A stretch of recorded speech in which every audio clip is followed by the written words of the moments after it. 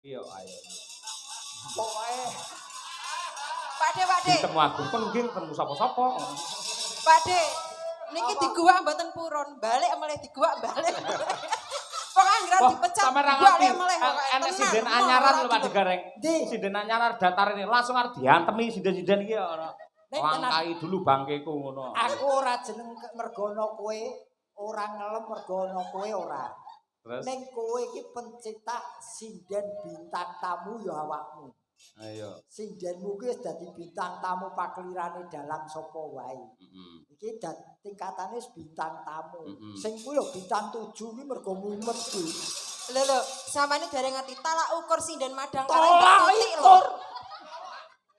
Kowe arep ngomong apa, Tik? Talak ukur sinden Tolak angin lek madang. kowe iki. Tolak ukur mergo apik telake. Yo, pamundhute diaturake tambal ban saking Pak Marsono. Nadianto menika jadul ning lagi ngetren lagi. Ugi kula aturaken dumateng warga masyarakat wates jenengan ingkang insyaallah kula sak kanca Madangkara sowan benjang tanggal 17 Mei wonten wates. Aku kosong lho kuwi. Heeh, iya. Aku kosong. Kosong istirahat awake nggih leren wis sepuh. Tawa kok malah kon istirahat. Tambal ban oke, yuk kekos.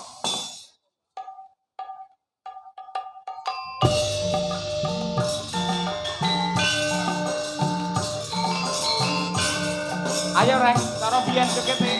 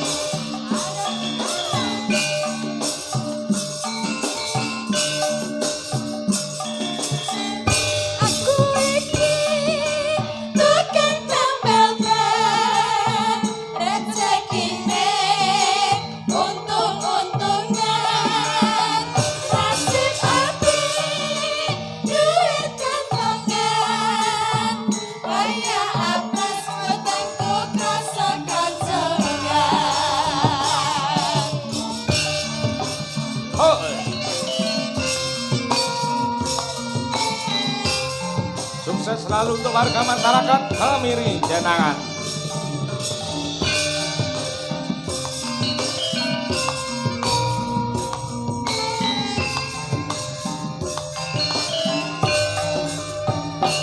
Majegur,